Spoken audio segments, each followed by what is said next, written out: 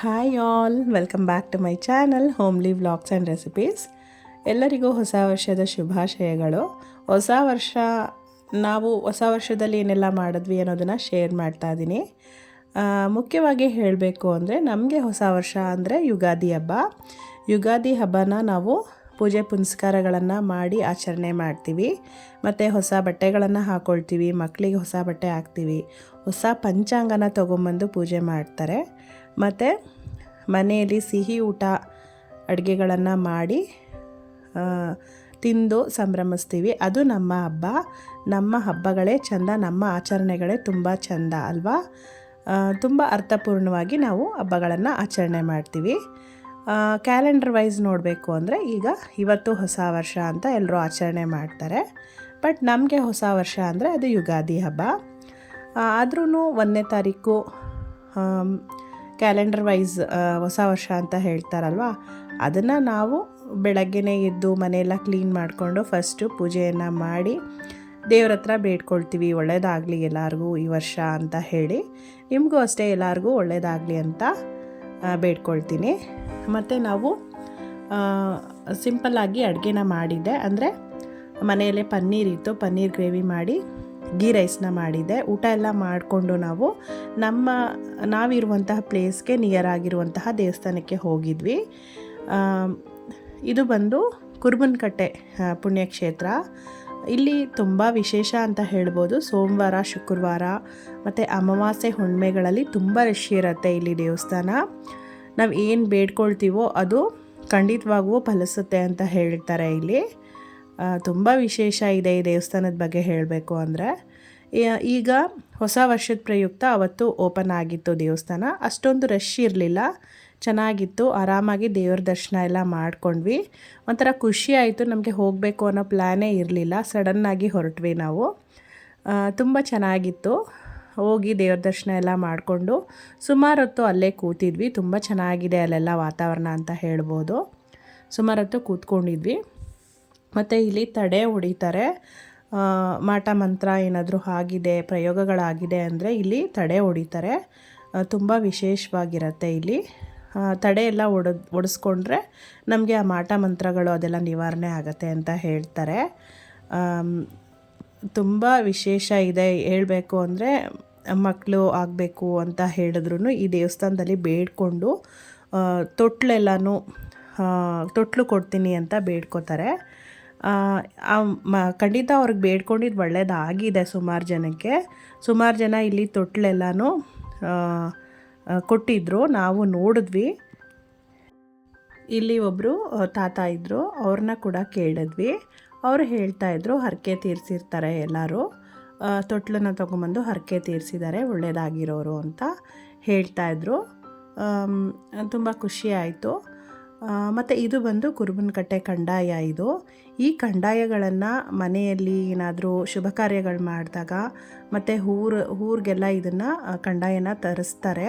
ತುಂಬ ವಿಶೇಷ. ಈ ಕಂದಾಯಗಳನ್ನು ತರಿಸಿದಾಗ ತುಂಬ ವಿಶೇಷವಾಗಿ ಪೂಜೆ ಎಲ್ಲ ಇರುತ್ತೆ. ಮತ್ತು ಹೊಸ ವರ್ಷದಲ್ಲಿ ನೋಡಿದ ಫಸ್ಟ್ ಮೂವಿ ನಾವು ಕಿಚ್ಚ ಸುದೀಪ್ ಅವರ ಮ್ಯಾಕ್ಸ್ ಮೂವಿಗೆ ಹೋಗಿದ್ವಿ. ಚೆನ್ನಾಗಿತ್ತು ಮೂವಿ.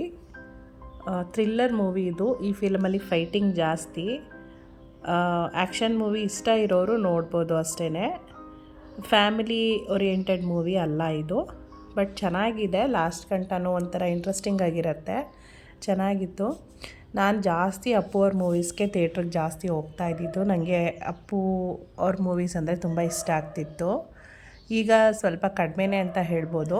ಯಾವುದಾದ್ರೂ ಈ ಥರ ಒಳ್ಳೆ ಫಿಲಮ್ಸ್ ಬಂದರೆ ಹೋಗ್ತಾ ಇರ್ತೀನಿ. ಈ ಎಲ್ಲ ಮೂವೀಸ್ಗೂ ನಾನು ಹೋಗೋದು ತುಂಬ ಕಡಿಮೆ. ಮತ್ತು ಇಲ್ಲಿ ನಾನು ಅವರೆಕಾಳು ಸೀಸನ್ ಆಗಿರೋದ್ರಿಂದ ನಾನು ಆಲ್ರೆಡಿ ಅವರೆಕಾಳು ಸಾಂಬಾರು ರೆಸಿಪಿನ ಶೇರ್ ಮಾಡಿದ್ದೀನಿ. ಬಟ್ ಈ ಥರ ಮಾಡ್ಕೊಂಡು ನೋಡಿ, ತುಂಬ ಟೇಸ್ಟಿಯಾಗಿರುತ್ತೆ. ಇದು ಅಮ್ಮ ಮಾಡೋ ಥರ ಹುಳಿ ಸಾಂಬಾರು. ಇದು ಅವರೆಕಾಳು ಹುಳಿ ಸಾಂಬಾರು ತುಂಬ ಚೆನ್ನಾಗಿರುತ್ತೆ. ಈ ಥರ ಕೂಡ ಟ್ರೈ ಮಾಡಿ. ಇದು ಕೂಡ ನಾನು ಮಾಡ್ತಾಯಿರ್ತೀನಿ. ಈ ಸಾಂಬಾರು ಮುದ್ದೆಗೆ, ರೈಸ್ಗೆಲ್ಲ ತುಂಬ ಚೆನ್ನಾಗಿರುತ್ತೆ ಅಂತ ಹೇಳ್ಬೋದು. 1 kg ಅವರೆಕಾಳನ್ನು ತೊಗೊಂಡಿದ್ದೀನಿ. ಇಲ್ಲಿ ಒಂದು ಬೆಳ್ಳುಳ್ಳಿ, ಫುಲ್ ಬೆಳ್ಳುಳ್ಳಿ ಉಂಡೆನ ಹಾಗೆ ಹಾಕಬೇಕಾಗತ್ತೆ. ಮತ್ತು ಚಿಕ್ಕದು 2 ಈರುಳ್ಳಿ, ಆಲೂಗಡ್ಡೆ ಎಲ್ಲನೂ ಹಾಕಿ ಸ್ವಲ್ಪ ಎಣ್ಣೆ ಹಾಕಿ ಒಂದು 3 ವಿಷಲ್ ಕೂಗಿಸ್ಕೋಬೇಕಾಗತ್ತೆ. ಈ ಥರ ನಾವು ಬೆಳ್ಳುಳ್ಳಿ ಮತ್ತು ಈರುಳ್ಳಿನ ಬೇಯಿಸ್ಕೊಂಡು ರುಬ್ಕೊಳ್ಳೋದ್ರಿಂದ ಟೇಸ್ಟ್ ತುಂಬ ಚೆನ್ನಾಗಿರುತ್ತೆ ಅಂತ ಹೇಳ್ಬೋದು. ಈಗ 3 ವಿಷಲ್ ಕೂಗಿಸ್ಕೊಂಡಿದ್ದಾಗಿದೆ. ಬೆಂದಿರುವಂತಹ ಈರುಳ್ಳಿ, ಬೆಳ್ಳುಳ್ಳಿ ಮತ್ತು ಒಂದು ಸ್ವಲ್ಪ ಅವರೆಕಾಳನ್ನು ಕೂಡ ರುಬ್ಬೋದಕ್ಕೆ ಹಾಕ್ಕೊಳ್ಬೇಕಾಗತ್ತೆ. ನೀವು ಅವರೆಕಾಳನ್ನು ರುಬ್ಬಕ್ಕೆ ಹಾಕ್ಕೊಳ್ಳೋದ್ರಿಂದ ಟೇಸ್ಟ್ ಕೂಡ ತುಂಬ ಚೆನ್ನಾಗಿರುತ್ತೆ ಮತ್ತು ಸಾಂಬಾರು ಕೂಡ ಸ್ವಲ್ಪ ಗಟ್ಟಿ ಬರುತ್ತೆ.